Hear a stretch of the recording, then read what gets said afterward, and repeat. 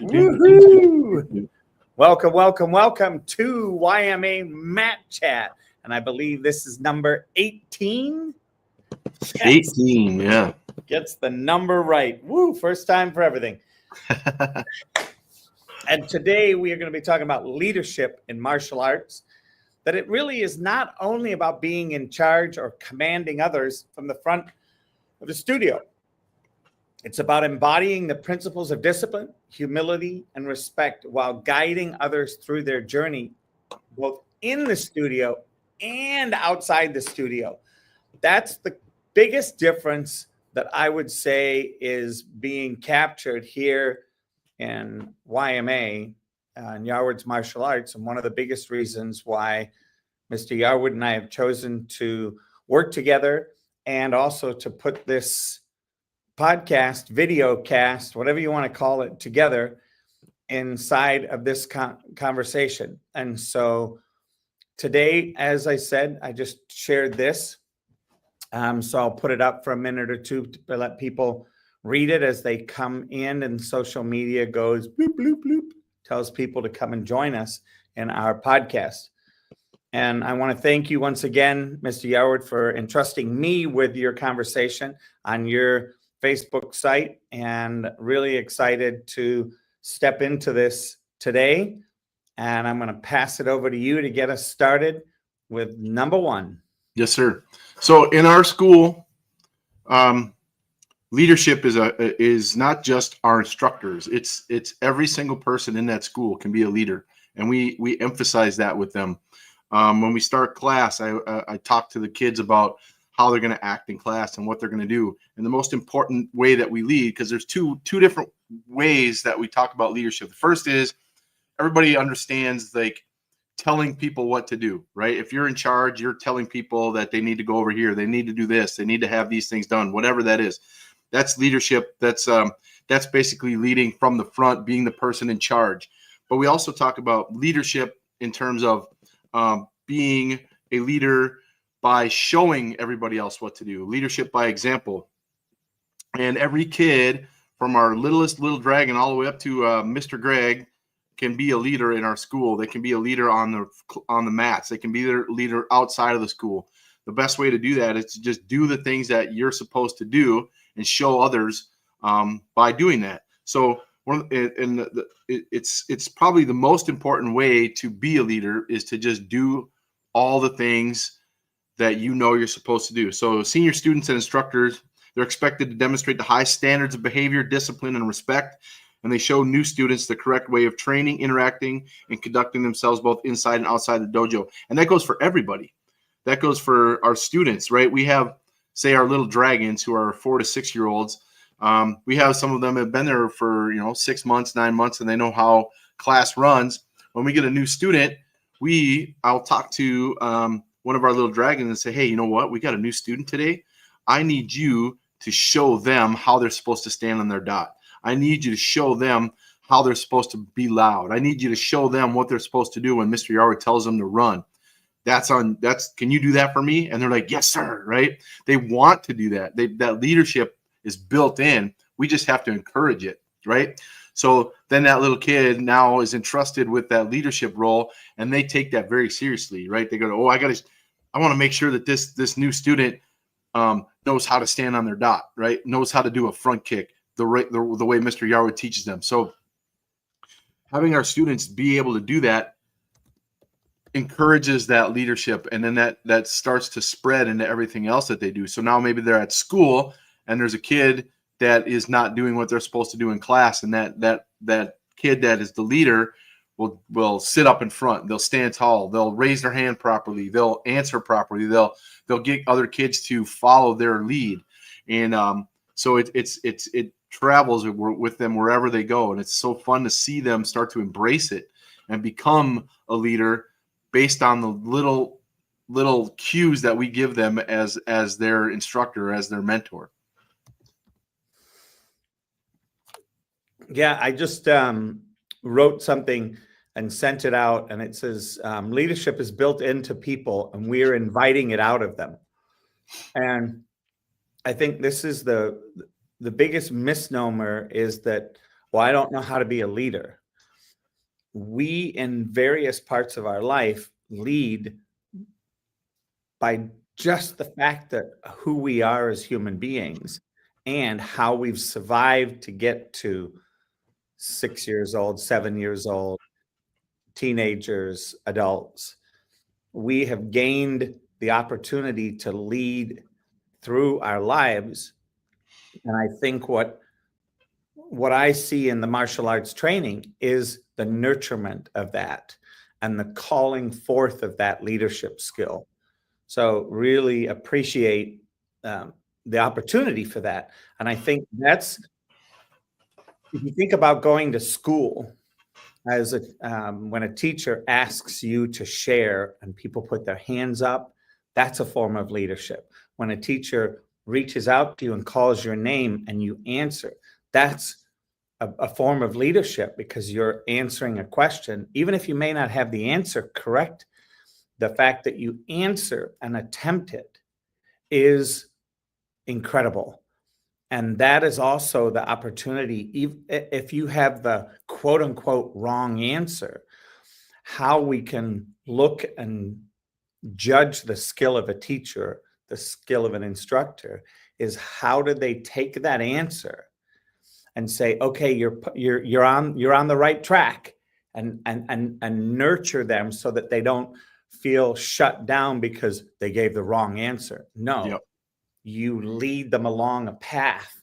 You mentor them, you teach them, you coach them along this path to get to this place where it's possible to see growth from the first time they answer a question to a year later when they're strong, full of confidence, and answering questions with a new highlight to that. Yep. So, John, go ahead. I was just going to say, one of the ways we do that in the dojo is we have a student come up and help us show everybody else how to do a specific move, right? We call it highlighting. So we'll pick a kid who's doing something that we notice maybe they've improved on something, or they're doing it really well, and we want everybody else to see it. We'll call them up to the front and have them show all the other students, like, hey, you're doing really well with that front kick.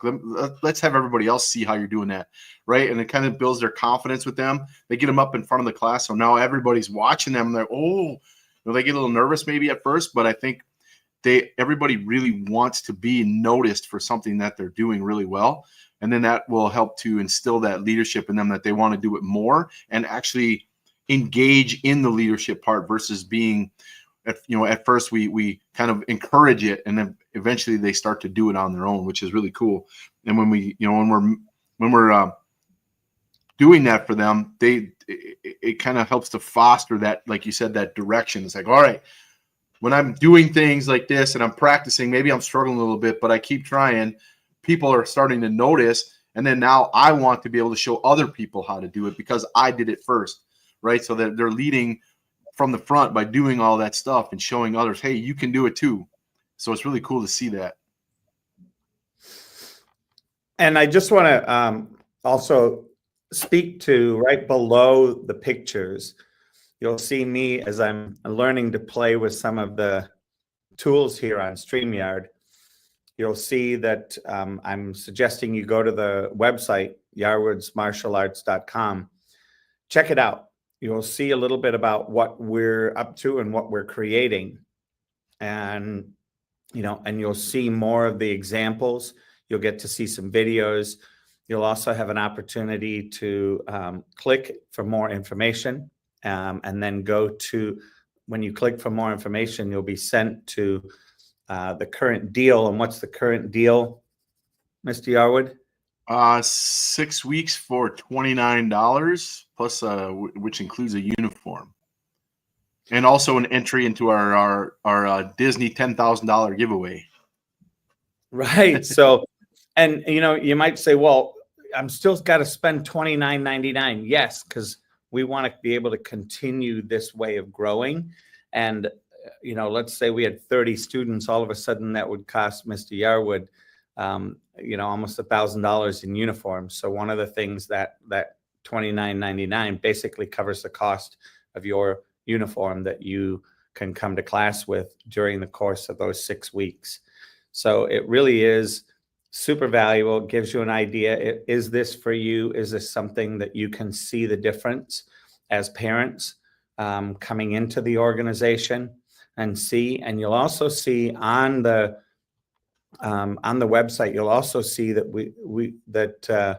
Mr. Yard has created a foundation, and a foundation to help some of the underprivileged around the Twin Cities to be able to come and, as long as they can come and visit and have a ride and have a way to come to the dojo, there's an application process to be able to say, hey, you know, I really want to do this, but my parents just, it's not in, you know, my parents aren't together. It's not in the budget. It's not even possibility in the budget. You know, there's an opportunity to apply for grants, and then we have them. That's what the Legacy Foundation is about. You know, So we call them white belt scholarships. White belt scholarships. I love it. That's great. And to me, this is all part of number 2 and number 3, mentoring and teaching others. This is what we want to embody and show as an example and create a positive and supportive environment, because we know there are times when people are not able to justify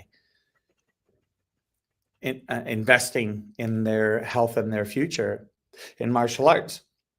So whether it's just to, you know, fill that support gap for a little bit while you're between occupations and not able to support your young one getting into this is a way.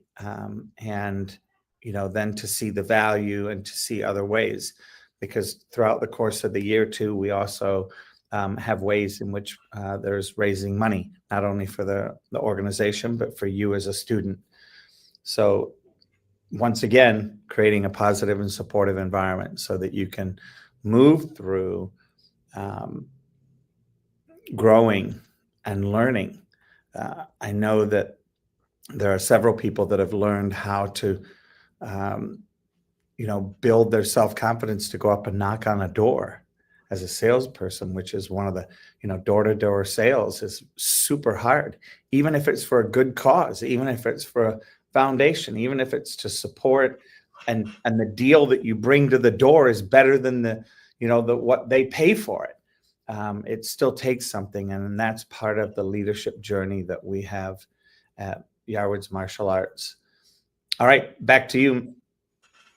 Well, just in those, along those lines, we want to be able to provide our martial arts training, not only our physical, but all the life skill training to everybody who wants to do it. Not everybody can afford the tuition, right? Maybe they're in a situation like when I was a kid. The whole reason for the foundation for me, when I was a kid, I started training in karate, and my mom was a single mom with 2 kids, working a full-time job, going to school, and we couldn't afford it. So I had to quit.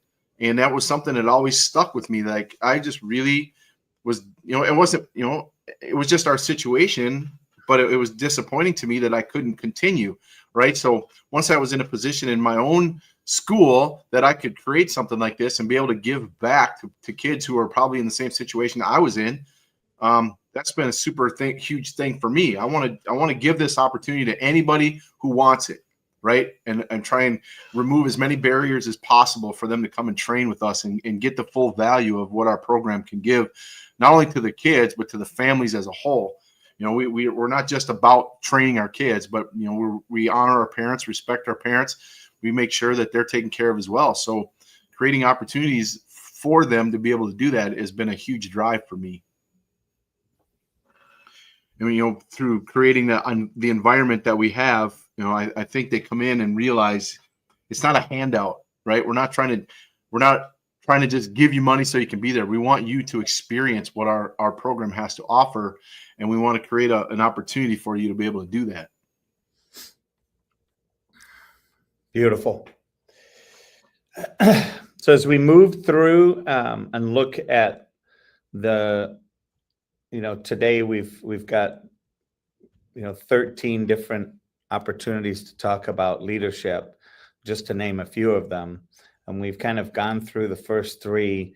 Number 4 is one that is one of the things that's hard for anybody in this day and age, and that is embodying discipline and consistency. I think in our world today, it's so easy to bow out. It's so easy to take time off or have some excuse not to go. I mean, more and more students are finding ways to stay at home ever since COVID. And, which yes, it's great that when they are sick, truly sick, and there's an opportunity to be able to do this stuff from home, that's awesome. It's become, I believe, overused and too easy. So even with the sniffles, even with the sign of it, their kids are staying home. And I think one of the things that happens inside of the studio and learning martial arts is you create a new level of discipline, a new level of consistency with, what, I'm good. I can, bring a Kleenex. I can bring some Kleenex with me. I can take, some of this over-the-counter stuff to support my dripping nose or my cough. I can bring a water bottle with me and put some lemon in it or orange in it and help my throat. And all of a sudden, these new ideas start coming. Is how do I, continue my game and continue to level up in this day and age? I think this is not being taught anywhere.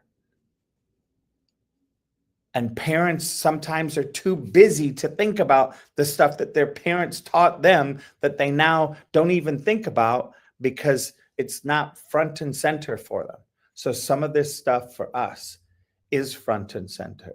Leaders show their commitment by following the rules of the dojo, maintaining a regular training schedule, and upholding the traditions and values of the art. They set a strong example of how discipline leads to growth.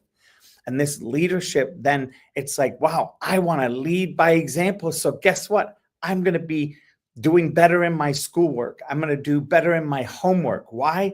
Because then I can lead by example. And that's the ripple effect, I say, that happens in our lives based on martial arts training.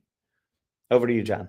Yes, sir. So when you are the student that is at every single class, and not just at every single class, but working hard in every single class, you get done with class and you're sweating and you're tired and you're smiling, you're leading by example by showing all the other students, hey, have some discipline. When you have discipline, you get things done, right? They're showing that there's no excuses. Excuses are just lies that you tell yourself to get out of other things that you don't necessarily want to do. But when you're that student that, okay, I'm not feeling great today, maybe I had a bad day or I'm in a bad mood, you come into the dojo anyway. You walk in that door, you leave that attitude outside, you come in, start training. By the end of the class, you don't want to leave. You're like, oh man, I'm having so much fun. I can't believe it's over already, right? But you're also telling all the other students there that, hey, you can have a bad day, you can have a bad attitude, whatever. But if you have the discipline to come in and just do the work, you're going to make strides forward that you never thought you would, because you decided to just work through whatever it is you're dealing with and stick to that discipline and consistency of training, because that's what's going to get you to where you want to go. It's too easy to quit. It's too easy to say no. Too easy to say, I don't feel like it, right? When you do that, it's just like, it leads one day, leads to the next day, and pretty soon you're 3 months out and you just quit. And you never finished what you were starting. So when you're being consistent with that, you're setting an example not only for yourself, but for everybody else around you that you train with. And I think it's a huge deal to be that person in the school when everybody goes, man, he's always here, he's always working hard, and I wonder why he gets more attention from the instructors. Because they're the kids that want to work, they're the kids that want to do the thing, they're the kids that want to lead. They start to get other things for them in the school. Maybe they join an advanced program, or maybe they join our instructor program, because they're showing that not only are they doing all the things for themselves, but they're also helping other people, right? They're showing other people what to do. So there's other avenues for them to travel that open up to them that wouldn't have if they were just inconsistent or kind of disciplined or sort of show up once in a while or kind of get things done or maybe go through the motions. It's not going to be there for you. Yep. So I stole that, right? You can have a bad day, and with discipline, you can work through the little things, and poof, you're on the floor training, providing a great example. And you can, Yep. and that carries that out. And I think one of the things in number 5 here, inspiring confidence in others when you're that type of leader. Leadership in martial arts involves empowering others to believe in themselves. Whether through a kind word of encouragement, helping someone push through a tough training session, or giving positive reinforcement, martial arts leaders inspire confidence in others and help them realize their potential. And one of the great things about this, we do that as a community, not just the instructors from the front, but it's addictive. And so those of us that are in the class support those of us next to each other, right? Because when all boats rise together, it makes a profound difference. And that's the power of community. That's the power of inspiring confidence in others. And some of you might be going, well, how do you maintain your humility in this? Well, that's part of leadership training as well. Effective leaders in martial arts maintain humility regardless of their rank or experience level.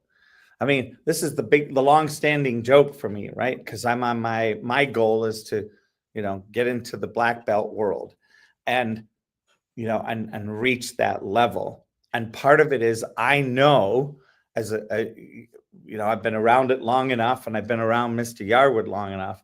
When I earn that black belt, it's not about having, reached some level that is like, okay, now I'm here. It's like, okay, no, now I'm ready to learn. Like Yep.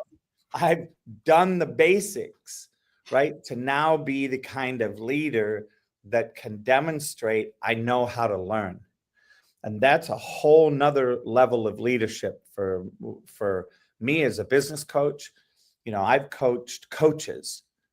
I've personally coached over 500 coaches to be coaches. And one of the things that I tell them, look, there's nowhere to get to. There's nowhere to go to. You're already there.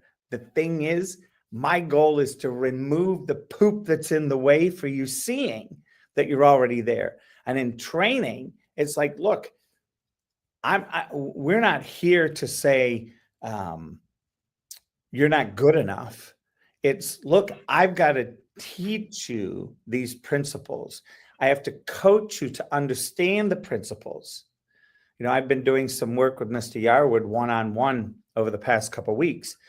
And, we had this just this week on Monday, we had this discussion, and I'm like, well, I didn't know this about this particular move.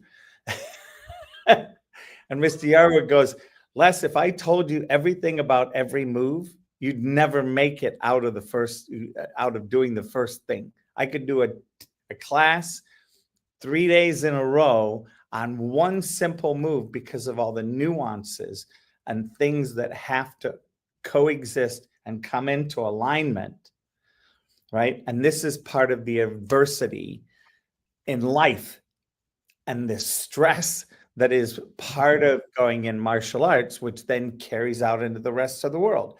How do we handle that? Well, Mr. Yarwood's got it in a great way. It's this trickle theory.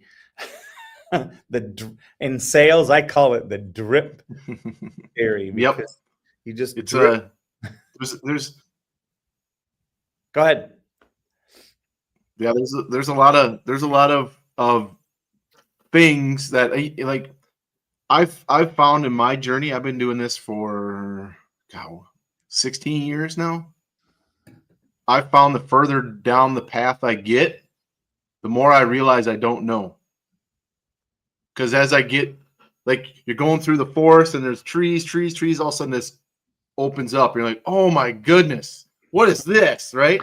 It's crazy. You think you got it nailed, right? And all of a sudden, boom, this whole new world opens up to you. You're like, oh, I don't know what I don't know until I figure it out, right? I'm learning as I go. And I mean, for me personally, my journey, I'm working on getting my 6th degree black belt in 2 years and hopefully becoming a master in 2027, right?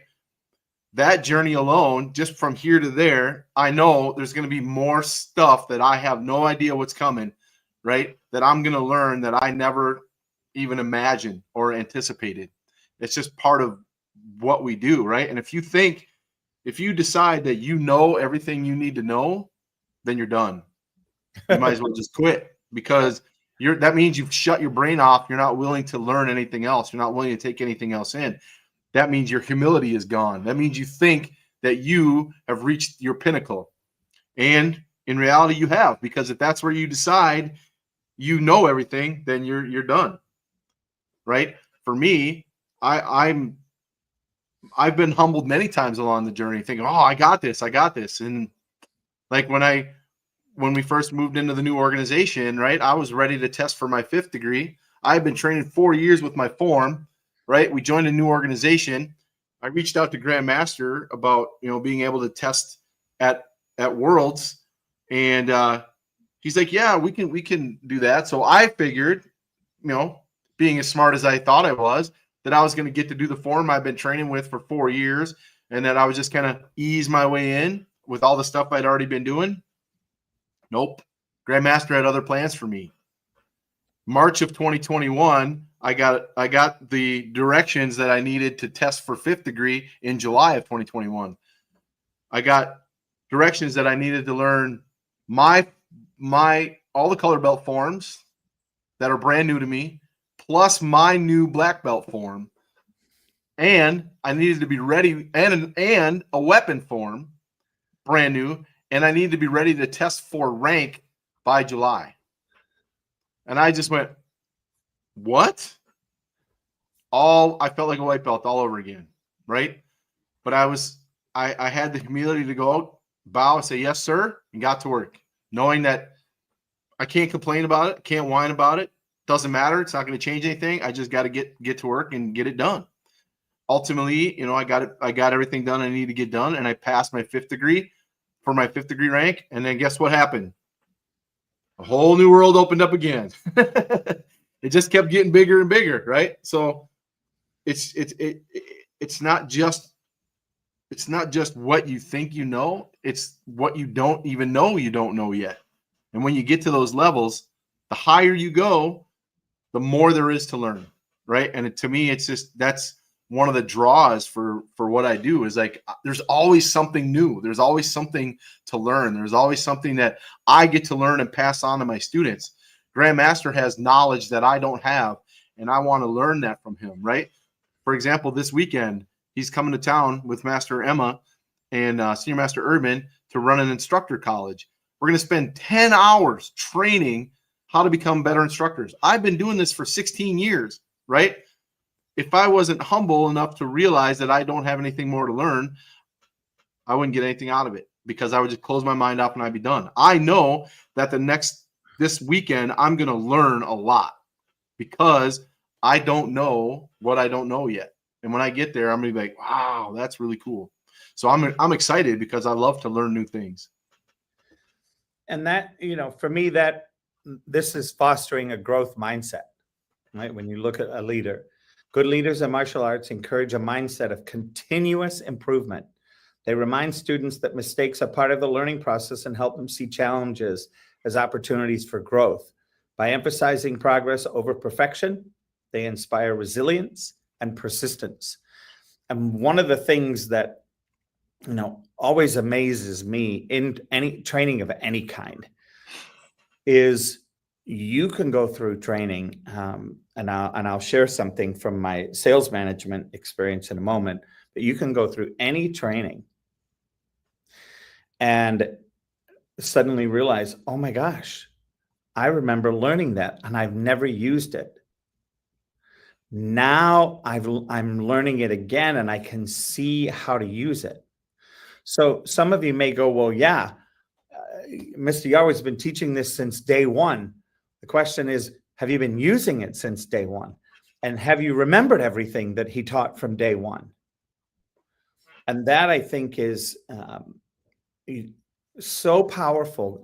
As a sales manager in the liquor and wine business for 23 years, one of the things I was a part of a team of responsibility was the training every year, going back to the basics and teaching the basics to veterans that had been selling wine and liquor for 30 years.